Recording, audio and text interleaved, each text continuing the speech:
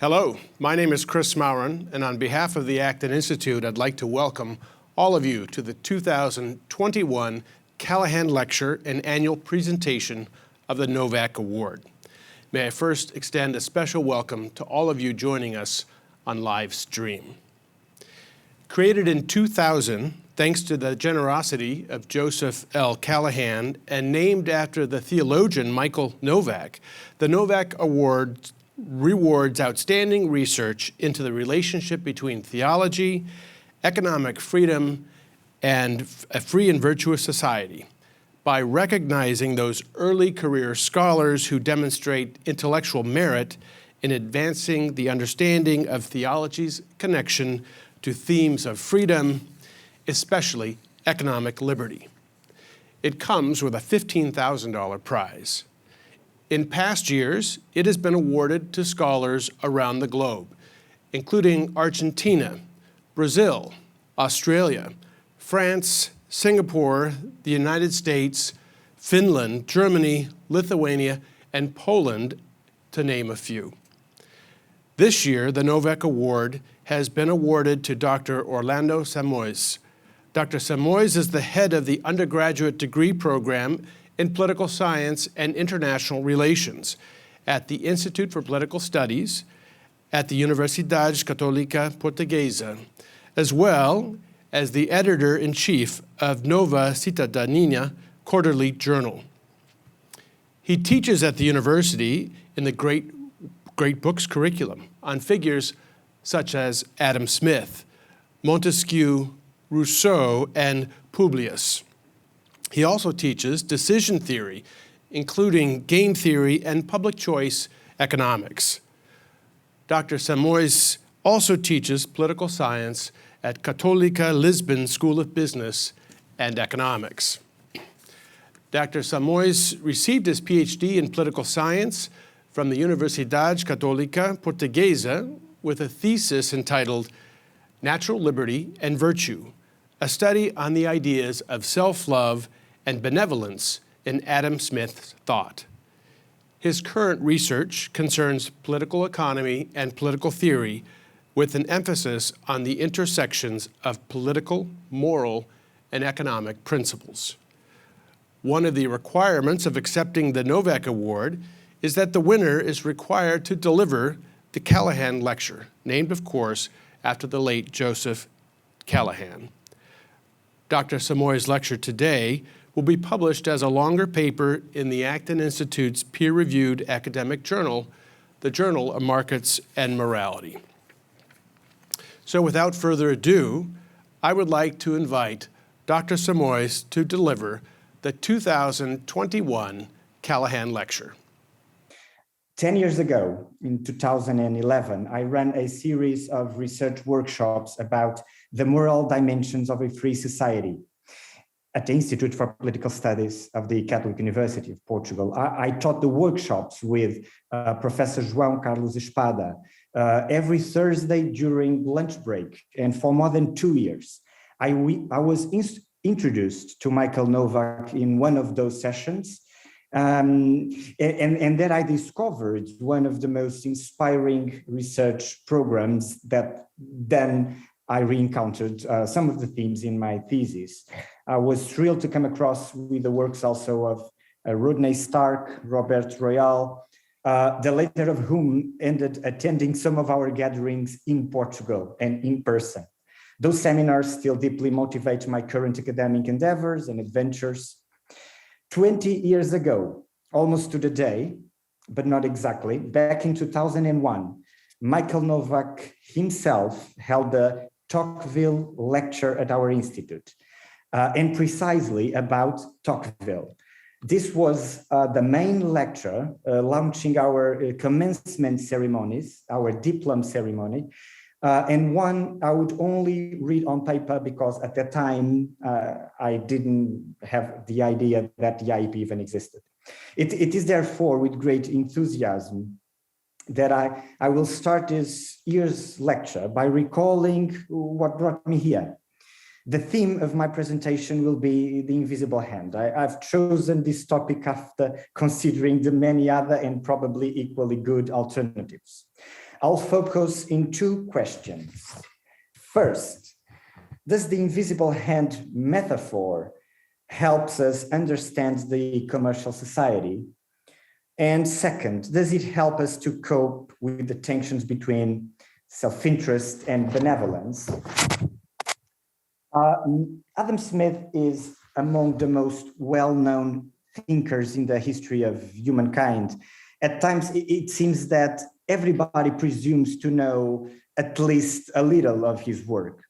As Edwin West reminds us, some people and even some critics regard Adam Smith as simply the classical apologist of capitalism, the insensitive theorizer, the man who believed in the survival of the fittest in a world dominated by a cash nexus, a ruthless war-like competition. But as all who actually read him know, these descriptions are far from the truth. Adam Smith was rather concerned, as a professor of moral philosophy taught by Francis Hutcheson should be, with finding the sources of the good. The experience of living in the intellectual atmosphere of the 18th century inspired him to search for the right balance of feelings and affections. He doesn't exclude any sentiment from his system of morals. As he once puts it so clearly, let me quote from Adam Smith, virtue consists not in any one affection, but in the proper degree of all affections. And the very first sentence of the theory of moral sentiments gives us an excellent introduction to his wider thesis. He starts by saying, how selfish soever man might be supposed, there are evidently some principles in his nature which interest him in the fortune of others and render their happiness necessary to him, though he derives nothing from it except the pleasure of seeing it. In this sentence, every word matters. Perhaps in a Scottish atmosphere, too influenced by Adam Smith, by Mandeville, by Bernard Mandeville, these were times when it was supposed that all men were simply selfish. But mere observation will help us discover that there is more than one principle of human nature. We also learn that pleasure matters and that the happiness of others interferes with our own. Our interest in others sets us in motion. Someone else's fortune is important to us. Nonetheless, to many readers, Adam Smith's emphasis on the role of interest sounded new in his second book, The Wealth of Nations. There, Adam Smith discusses the advantages of what he calls the simple system of natural liberty, a situation in which each participant seems to be concerned with his particular interests.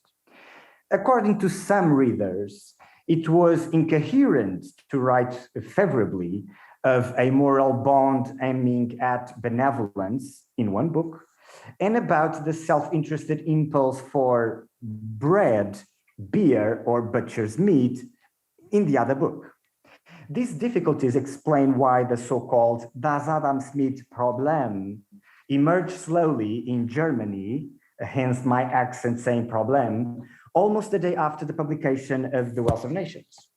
The problem survived the 19th century and remains very much alive today.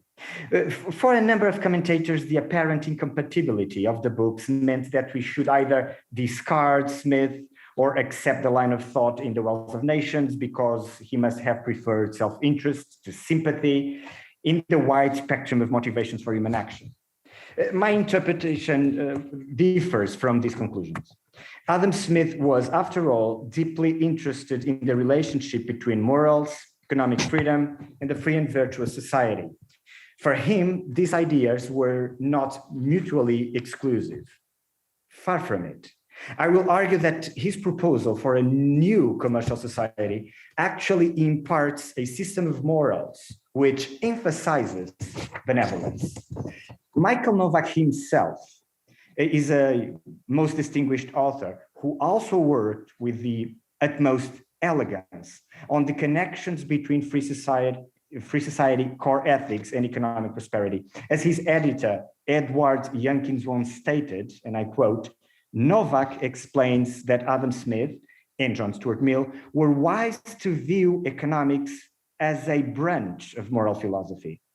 Economics should be treated not only as a mathematical and a moral science, but also as a humanist vocation.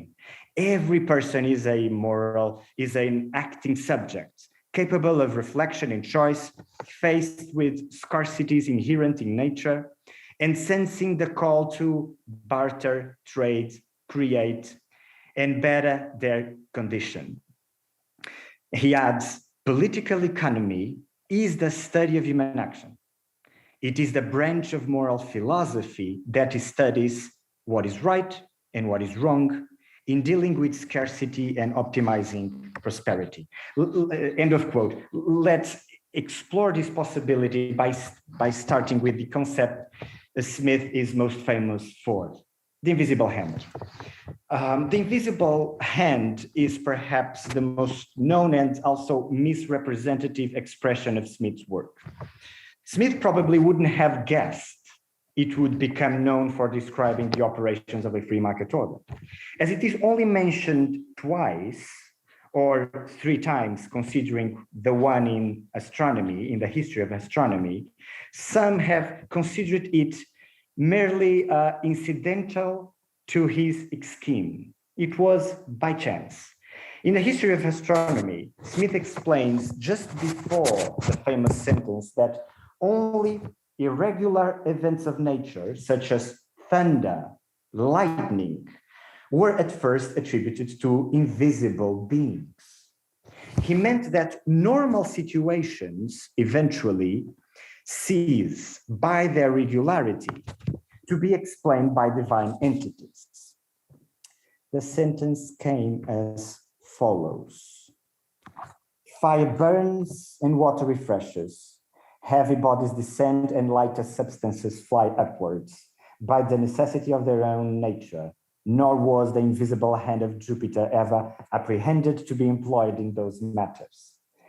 Smith was thought to be at Oxford when he wrote this passage in astronomy.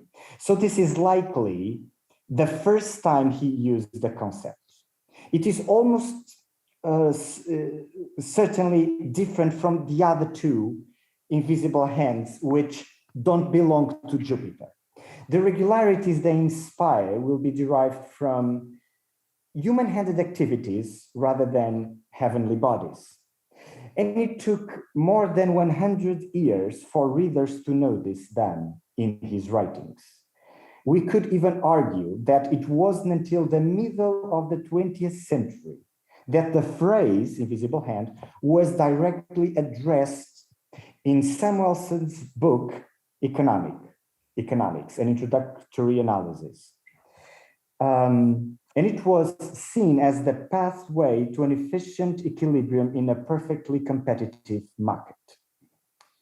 Those involved in the Lang versus Hayek debate on efficiency between free markets and central planning had also probably heard about the invisible hand. Muhammad Ilikowski argues that the invisible hand describes not only the market economy, but also the working of natural science. Salim Rashid calls it the directing hand of the deity. Jerry Avensky writes that the invisible hand is the hand of the deity had designated the economy of nature. Others, like Raphael and Crystal, have underlined precisely the opposite. The invisible hand is an artifact to conceal the lack of religious convictions. That Adam Smith was more than a skeptic and probably even an atheistic, as David Hume, is argued by Spencer Pack, according to whom the hand is a secular device. The invisible hand has accumulated probably millions of adjectives and broad meanings. I can only name but a few. Some people say the invisible aspect refers to gentleness. Others say it is wise and far-reaching. It can be the dead hand. Others said the grabbing hand. Even for those unopposed to the idea of free markets. Those who do oppose free markets describe it, for example, as a backhand or a trembling hand. In the same vein, others claim it to be amputated or simply palsied. On this side of the quarrel, even when perfectly functional, this hand can be bloody or simply the iron fist of competition.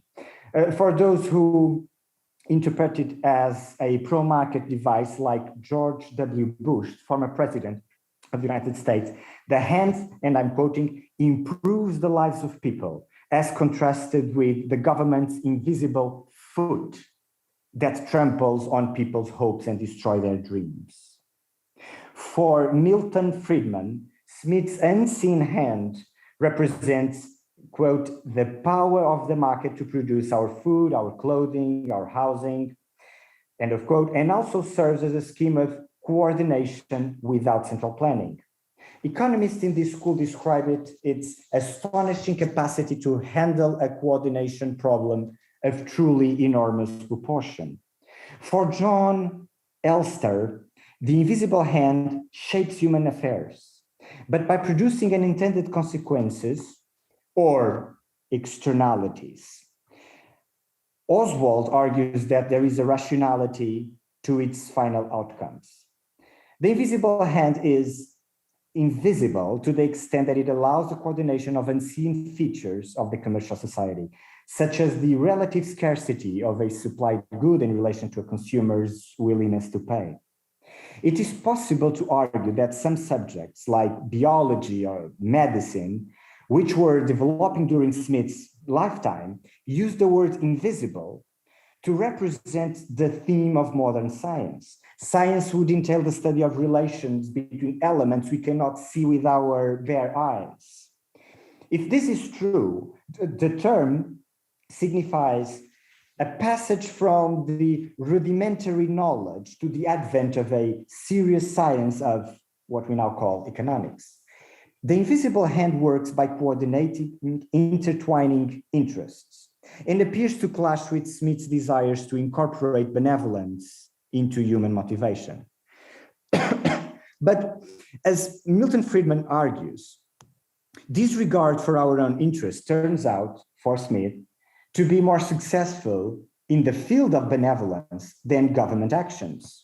And I quote from him, from Friedman. He says, the invisible hand of the market was far more effective than the invisible hand of government in mobilizing not only material resources for immediate self-seeking ends, but also sympathy for unselfish charitable ends. End of quote. As with benevolence, self-interest also contrasts fundamentally and absolutely with any possible government initiative. It is not possible to extract it by force. But on the other hand, self-interest is so strong a passion, so deeply embedded in humans and inculcated by nature that it becomes extremely difficult to, or impossible to steer. While the concept of interest seems to describe an individualistic motivation, the idea of sympathy in theory of moral sentiments describes almost the contrary. When we break it down, however, self-interested behavior is not simply selfishness, and sympathy is not simply benevolence. For Smith, these concepts were not separated into watertight compartments. The relationship between different kinds of affections was an integral part of his overall scheme. While Hume concluded that kindness tends to overbalance selfish motivations, Smith did not. Smith also departed from his teacher, Francis Hutchinson, whose ideas, though moderate in this regard, could not ascribe a bold moral value to self-love. But Smith did pick up from Hutchinson the basic importance of moral values within economic inquiry. Hutchinson thought that benevolence and self-love struggled against each other in a tug of war, but ultimately benevolence wins because it is the real end of all human action. Where Smith departs from Hutchinson, he becomes more inclined toward Bishop Butler sermons and the dissertation of the nature of virtue. Bishop Butler also includes interest in his moral philosophy and believes that humanity commands a wide variety of principles rather than a single one, be it benevolence or any other force of gravity. Indeed, his preface to the sermons, Butler writes a passage from which Smith seems to derive much of his own thought.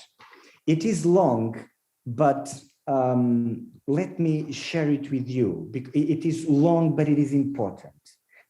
It is, if observation be true, it follows that self-love and benevolence, virtue and interest are not to be opposed, but only to be distinguished from each other. In the same way as virtue and any other particular fashion, love of arts, suppose, are to be distinguished. Everything is what it is and not another thing. The goodness or badness of actions does not arise from hence that the epithet interest or disinterested. And then he goes on, he explains this, that the idea that you cannot stamp the morality of the good simply by saying that it was interested or not interested. And he concludes that self-love in its due degree is as just and morally good as any affection, whatever. Butler believed that self-love could be good, could be a good thing if properly constrained, for example, by human conscience. Self-love is a very general desire, his expression, whose relationship to benevolence cannot be described by mere opposition. As Eugene Heath, another commentator, defines Butler's position, self-love is a general desire for one's happiness, not a passion with an intentional orientation to particular objects. There is no reason not to love the self. Moreover, self-love can be virtue if it coincides with actions that benefit others. Perhaps more importantly, and let me take this out, he argues that benevolence is no more disinterested than particular passions. If someone insists that an action is interested, it is irrelevant for Butler. An action can be evil and yet disinterested. And I quote from him again, benevolence towards particular persons might be to a degree of weakness and so blamable. And disinterestedness is so far from being in itself commendable that the utmost possible depravity which we can in imagination conceive is that of disinterested cruelty. Ultimately, self-love, benevolence, and interest are not commendable or reprehensible on face value. Sometimes some forms of interest can be good and some forms of disinterest can be bad. For Butler, we cannot judge the morality of an action by looking at these adjectives alone. The morality of an action exists before it is evaluated. And consciously or not, Butler echoes Smith in the second chapter of Book 4 in The Wealth of Nations, precisely where the invisible hand appears. They were both working on the idea that some self-interested actions could have an unintended positive impact on others, allying the tensions between self-love and benevolence. Let us draw attention to Smith's passage and let us compare the two. Here I have placed the two. Smith says every individual necessarily labors to render the annual revenue of the society as great as he can. he can generally, indeed, neither intends to promote the public interest, nor knows how much he's promoting. He intends only his own gain, and he is, in this, as in many other cases, led by an invisible hand to promote an end which was no part of his intention. The difference between Smith and Butler lies in Butler's attributing the same effects to another invisible, yet more defined leadership. Butler's reasoning in 1726 or 29, depends on the edition, half a century earlier tells us, so Butler says, it might be added that as persons without any conviction from reason of the desirableness of life would yet, of course, preserve it merely from appetite of hunger. So by acting merely from regard supposed to reputation without any consideration of the good of others, men often contribute to the public good. In both these instances, they are plainly instruments in the hands of another, in the hands of providence, to carry on ends, the preservation of the individual and good of society, which they themselves have not in their view or intention. The words end, the words intention, the words hands are similar. Both Butler and Smith were already separating intentions from outcomes. They alluded to what Friedrich Hayek in the 20th century called spontaneous orders, the complex coordination of information arising from the interaction, human interaction, rather than central authority. For Hayek, two preeminent examples of spontaneous orders were the price system and language itself. Smith also thought that language was a good example of how human action creates rules and results without anyone's intentions or design. Smith's contemporary Adam Ferguson had similar ideas describing forms of society that arise without a single projector. We owe to Ferguson the expression, the results of human action, but not of human design. I have it here too for us to recall. He is one of the first to mention. He is quoting from a classical author, but still. Adam Ferguson is one of the first, at least in modern times, to say this: nations stumble upon establishments which are indeed the result of human action, but not the execution of any human design. Let us see now the invisible hand in the theory of moral sentiments. The first ever mention of the invisible hand happens and appears in the middle of the theory of moral sentiments, almost in the middle. Smith takes his inspiration from an unexpected author, Jean-Jacques Rousseau. The dawn of the commercial society is of crucial importance for these thinkers and serves as the basis for some additional concerns, for many moral concerns. We can find important similarities between Rousseau's discourse on the origin of inequality and Smith's TNS. They would probably agree on the fact that the satisfaction of natural needs occurred easily in the commercial era. They both knew that commerce was founded on persuasion. They also understood that persuading someone to trade is a way of appealing to her self-love. Smith departs from Rousseau when he observes that the demand for vanities increases as societies get wealthier. We are keen to move on from demanding food to demanding superficial objects as soon as our welfare allows it. There are many examples around TMS and wealth of nations. But Smith sees this as a positive development. In the commercial era, we can easily satisfy our basic needs. As he says, the wages of the meanest laborer can supply them, the basic needs. In our society, material goods are not meant to address our physical needs, but our rather other types of satisfaction. what we ultimately seek is to be seen by others, admired by others. Our desire to better our condition is how we acquire those ends. And I quote from Smith, "We desire of becoming the proper objects of respect, of deserving and obtaining this credit and rank among our equals. And this desire is perhaps the stronger of all our desires. And our anxiety to obtain the advantages of fortune is accordingly much more excited and irritated by this desire than by that of supplying all the necessities and conveniences of the body, which are always very easily supplied." These desires reflect Smith's idea of virtue. We want praise, but we want praise because we ascribe value to praiseworthiness.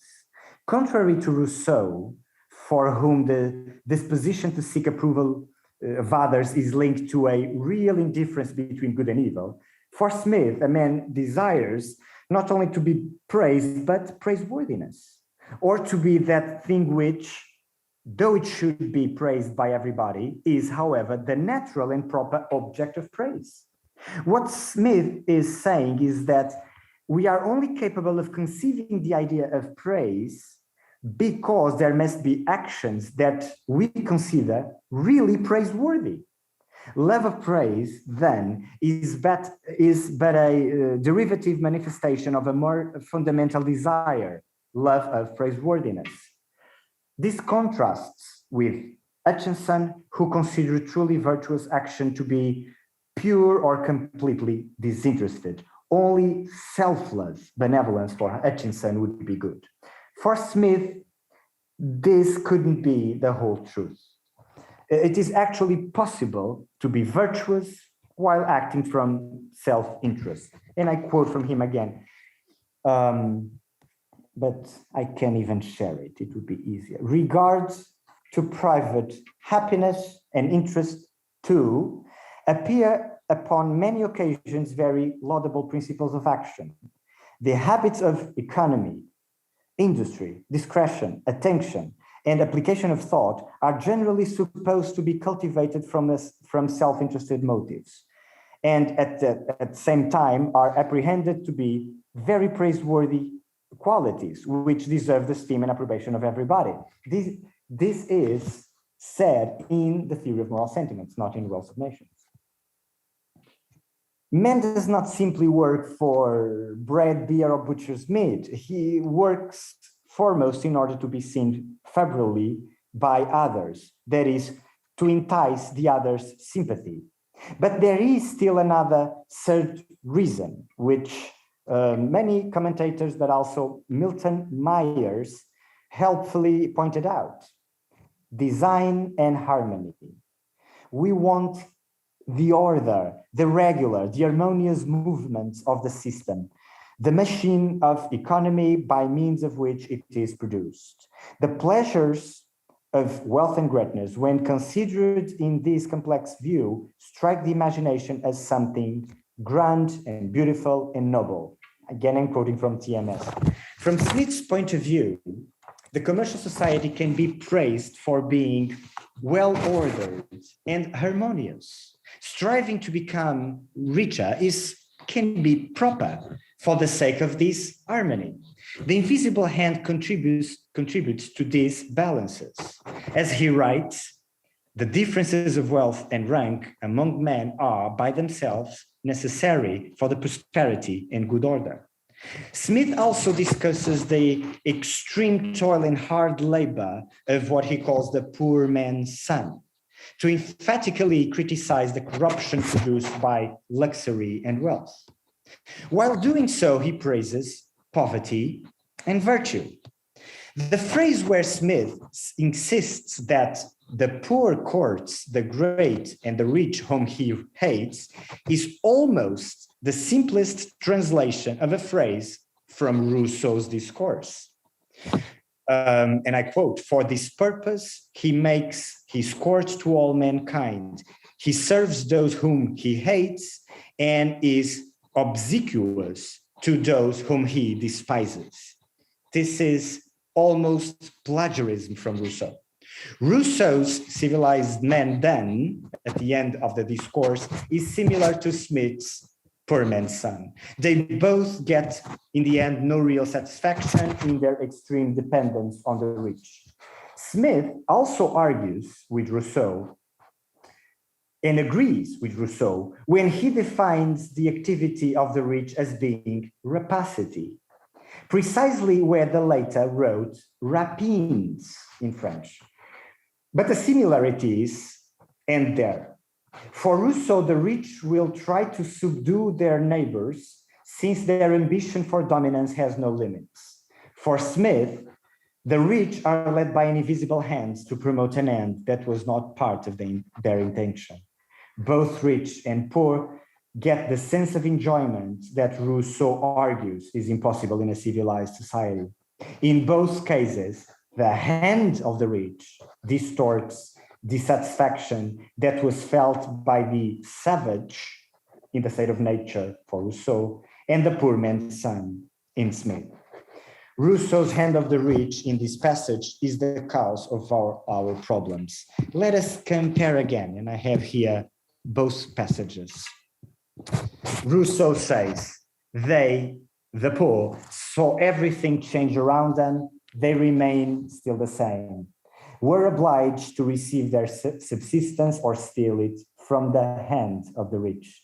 And he goes on and he says that the activities of the rich are violence and rapine, and that the rich are like ravenous wolves, which having once tasted human flesh, despise every other food, and thenceforth seek only men to devour. There are some similarities to Adam Smith's passage, and it is the passage in which the invisible hand appears. I have them here side by side. But Rousseau seems to contrast this hand with another hand, which he calls the gracious hand, which by correcting our institutions and giving them an immovable basis has prevented those disorders which would otherwise have arisen from them and caused our happiness to come from those very sources which seem likely to involve us in misery. We can easily argue that Smith's invisible hand stands out from this paragraph that starts to define the rich, and in that sense, it implies to be their hand, the hand of the rich. Smith seems to write this with Rousseau's remarks on the same topic in mind, because both paragraphs have similar structure. But where Rousseau sees a gracious hand, Smith seems to see a hand even more gracious, so gentle that it's like thin air, so gentle that it disappears. In the end, for Smith, the hand is there, but it seems to be gone. In other words, the visible hand of rapacity has a rebound effect, the invisible hand. We can compare the two and reread Smith's theory at its peak here. And he says that they, the rich, are led by an invisible hand to make nearly the same distribution of the necessaries of life, which would have been made had the earth been divided into equal portions among all its inhabitants. And thus, without intending it, without knowing it, advance the interest of the society and affords means to the multiplication of the species. Smith's response to Rousseau could hardly be more significant.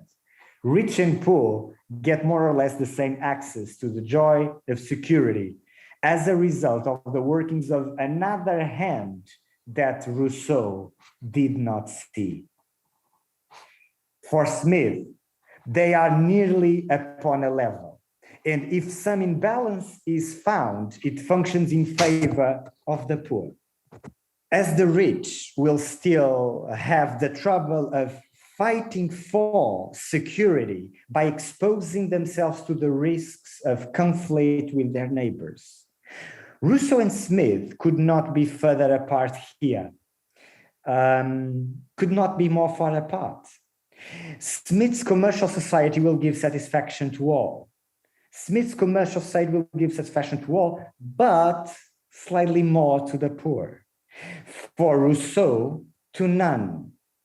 But if we look closer at Smith's last line, we find that if anyone is to feel better off, it is even the beggar in the street. For Smith, kings are still fighting to get the beggar satisfaction under the sun. The commercial society will be good for all, but even better for the poor. This complementarity might help us explain Smith's second invisible hand in the Wealth of Nations, the first we have seen today. There, the invisible hand is precisely what makes everyone's self-interest good for the whole. The invisible hand causes the self-interested industrialist to support the domestic industry by pursuing his own self-interest. The industrialist's self-interest is the domestic industry's interest. The invisible hand combines the two. The moment he does not follow his interest and speaks from the standpoint of the reasons of the public interest, he asks for protective measures for his own broad interest, so to speak.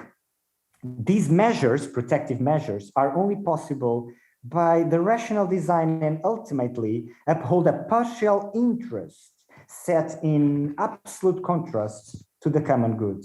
Protective measures are not natural in the sense Smith uses the term, natural with capital N.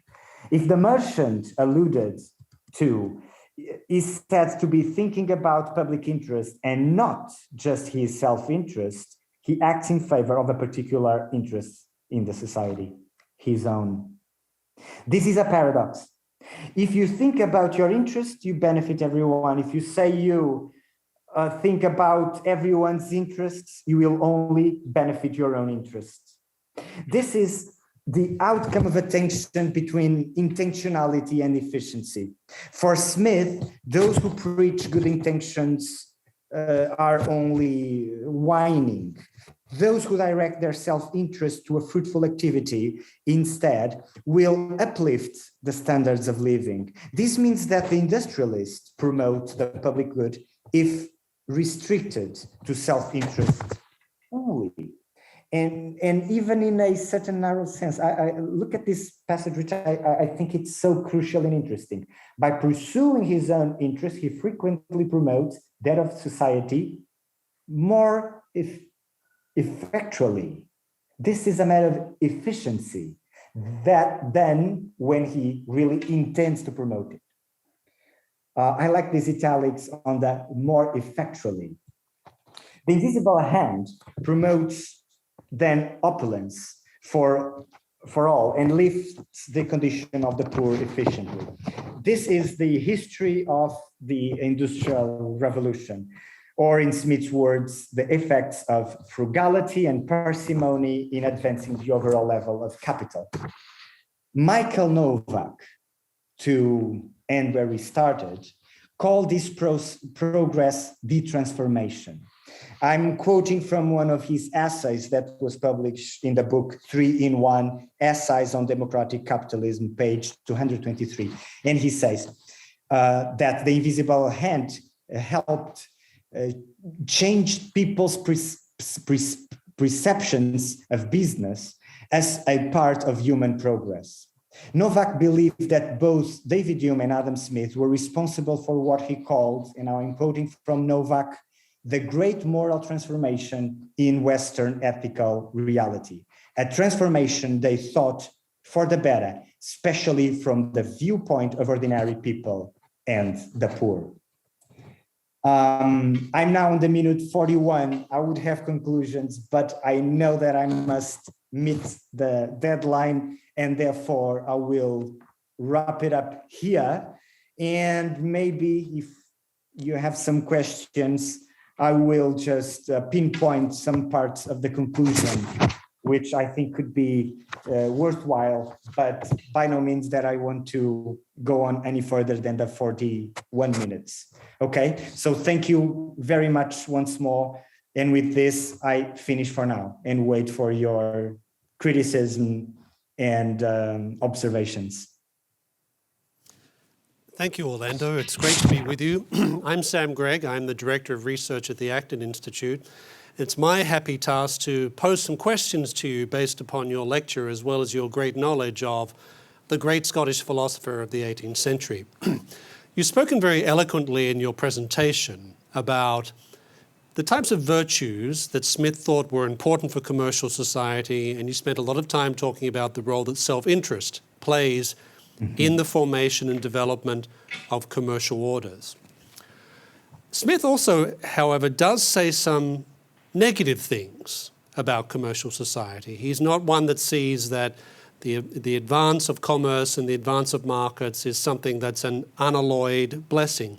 I was wondering if you could say some things about where Smith sees some deficiencies on the part of markets and commercial society, and some of the remedies he offers for those. Thank you very much. That is a fundamental and crucial question. I think that to some extent, they were all, and in this not just the Scottish, but also the continental authors, contributing precisely on that end. They were all very concerned with the moral impact of the commercial society. And in principle, there would be a lot of bad things, as you said, to consider. The commercial society could trigger in us a certain degree of vanity. It could make us long for a certain type of sympathy, which would extrapolate the so-called praiseworthiness. We could start to live in the lives of the others and try to show off too much. In commercial societies, Smith says, and he's quoting from Hutchinson, we will tend to parade our riches and conceal our poverty. So he was concerned with the idea of, which we now would call extreme consumption, or he would be also worried with relying too much on debt. That's why he emphasizes always frugality and parsimony as the basis for the society. And he does so because he's a moral philosopher. He wants to emphasize what we called the deferred gratification in time. And he perceived the commercial society as an opportunity to go both ways. We could invest on the virtues of deferred satisfaction and be frugal and invest in the future, be virtuous, or we could rather indulge our present and immediate idea of satisfaction by making use of all the resources we have. And he used the word profligacy, which was a word at the time for being spendthrift. We can be thrifty or spendthrift. And he, at that time, was very, I think, shrewd, because he implies that individuals, generally speaking, will bound to apprehend the knowledge of a commercial society and refrain from this immediate satisfaction, and we will try to steer our needs into control and self-command ourselves as to be frugal and parsimoniously in our expenses. However, the states and government could be the entities which would rely greatly and gradually more on debt, and therefore the governments could be to blame on a certain degree of profligacy or spendthriftness. I don't know if this word exists, maybe not. So most governments would be rather spendthrifts, and whereas individuals and families would bound to be more parsimonious. This was one of the aspects that made him not to praise commercial societies per se. He was preoccupied. He was concerned. He was very much concerned. And I think that's one of the reasons why he tries to reply to Rousseau, but uses some of his words and style, and sometimes methods. The terms self-love or vanity, they stem from Rousseau's terms of debate. And I think that Adam Smith uses the word natural liberty precisely to emphasize that commercial societies can be anything, and they are very inevitable. They will happen through the process of industrialization. It's almost inevitable. In this way, he's almost, we would call it historicist, slightly, as Marx was to later on. So we would go on from the pasture and shepherds and fishermen society to a feudal society. This feudal society is a society with a lot of protection, where historians only speak of protective measures and are now called mercantilists. At their time, they were just historians and not really mercantilists. The school of mercantilism is a notion that Adam Smith implies, but there was not really a formal school. And the decline of mercantilism meant inevitably the passage towards a commercial society. But the commercial society can be many things, really. So we would rather try to emphasize the moral and the morality of our actions as to make the commercial society good. It is an opportunity we have. But this commercial society which can be better for everyone and which can nurture in us good feelings is a commercial society of a certain kind, which I believe it to be natural liberty. He used natural liberty very often as a particular type of the commercial society. And in natural liberty, we will make use of our knowledge, of our propensity, but we will look after each other because we are the mirrors of one another, and we will, learn through each other's actions and through repetition of the good actions of the others. We will learn, or we will start to be more, how can I put it? We are bound to be more habituated to the eye of the impartial spectator as time goes by.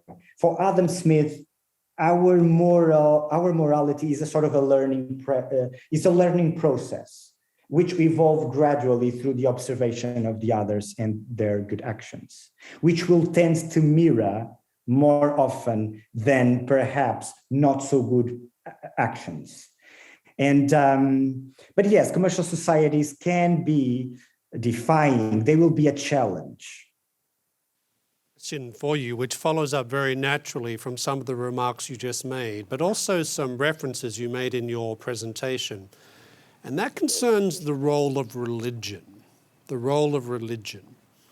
As you know, there's a lot of debate about where Adam Smith's own religious sentiments were.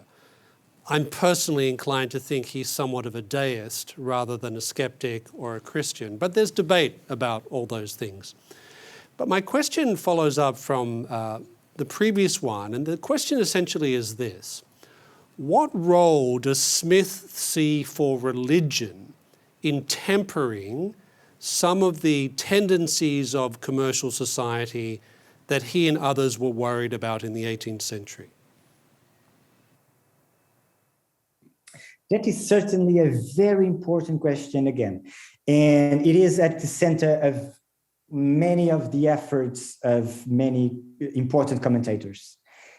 We really don't know. It seems that Adam Smith is trying to construct an idea of moral approbation as bestowed by what he calls an impartial spectator. And by doing so, these mechanics of the impartial spectator seem to operate through the mere inspection or observation. And sometimes it seems that the pattern from which the impartial spectator measures our actions or evaluates our actions seems to be defined through the workings of mere observation or the way our imagination projects our action from our outside. But sometimes he also implies that it is the opinion of everybody else that could be observing. Sometimes he also implies that the spectator is rather within the breast. It is an impression we have from within and not so much the impartial spectator coming from outside. This impartial spectator, I think it's his attempt to reconstruct a morality which will point towards the same reasoning and ideas as Christianity, but without starting from the point of view that God exists. But he thinks that so it is a sort of a parallel way to reach the same conclusion. And hence, he would praise benevolence as a means for highest virtue of charity. Certainly, he would do that. But while doing so, he also points out that religion can be important in recalling us of this duty to trying to be good. And in one or two passages, he says that religion operates as a sort of a second limit or a second bound that we might have. He says something like, we can be very good without it, but if we have it, then we have another reason to be good. So it is important as to reaffirm and reassure. But he was teaching his students, and it seems to me that he wanted to prove that it was possible to reach the idea that benevolence is the good through a more rational approach. He might have been a sort of a deist.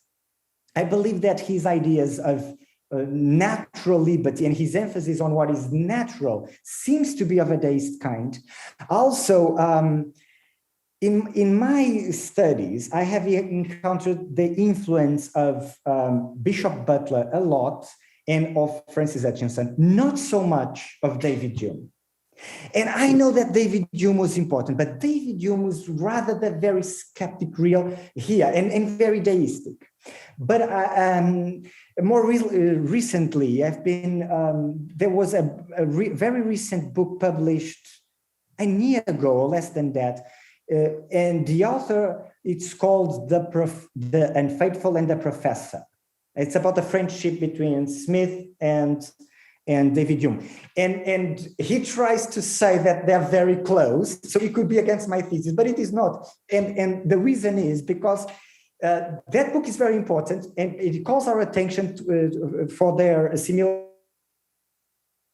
the system of beliefs in terms of how can we study nature, not so much about this schism that I found interesting between self-love and benevolence and between the moral dimensions of a free society, where I think that they would be far apart again. So that's why I think that you can always place an angle where we place the two together, and Adam Smith seems a deist, but I think it's from the point of view of trying to eradicate superstition and embrace science. On that, he's similar to David Hume. But that doesn't mean that on the ideas of what is good, that he is close to David Hume. There, I think that he is not. And sometimes we have to consider that these authors from the 18th century, they are not very Catholic because of many things that were going on and discussed at the times. So he would rather get slightly closer to some Calvinistic groups and circles with which he would talk. So he is maybe a sort of a deist, but he's author of nature. can be very Christian, at least, or might confirm some of the Christian virtues.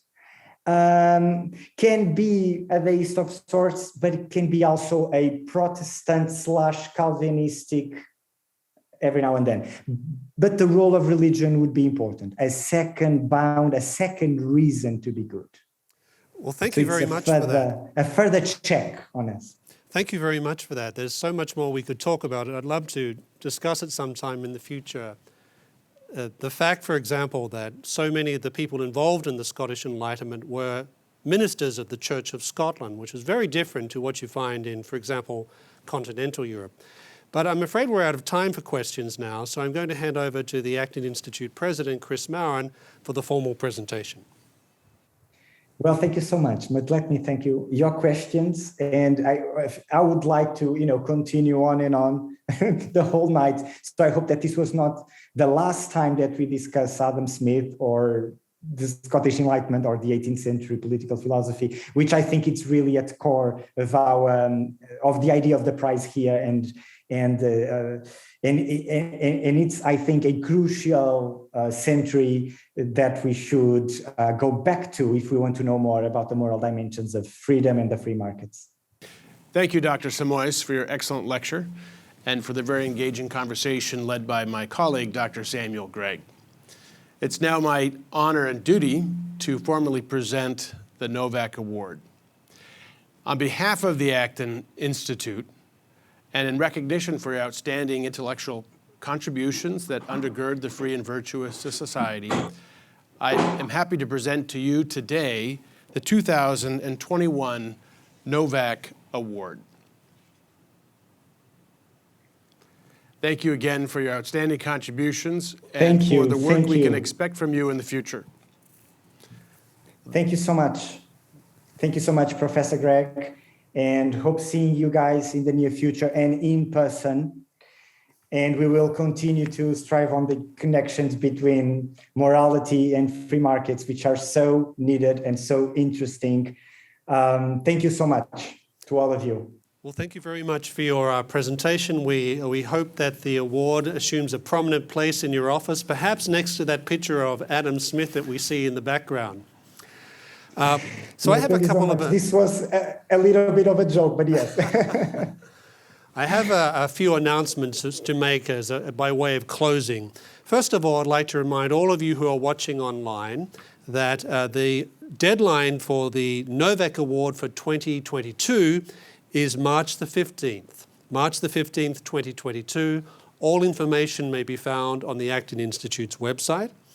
I'd also like to alert you to the numerous grants and awards that are available at acton.org/awards. There are many scholarship programs ranging from people who wanted to travel, who are interested in pursuing particular themes when it comes to markets and morality, as well as those who are engaged in higher degree studies.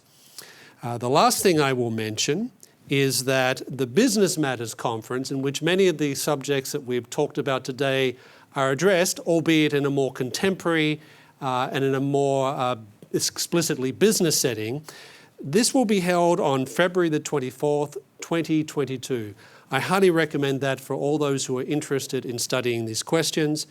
And last of all, I should of course mention Acton University, the Acton Institute's premier academic and business and really everything event that we do on an annual basis. That will be held from June the 20th until June the 23rd, 2022, here in Grand Rapids, Michigan. We thank you very much for your attention. We wish you all well, and we hope that this will be a great year for markets and morality in 2022. Thank you.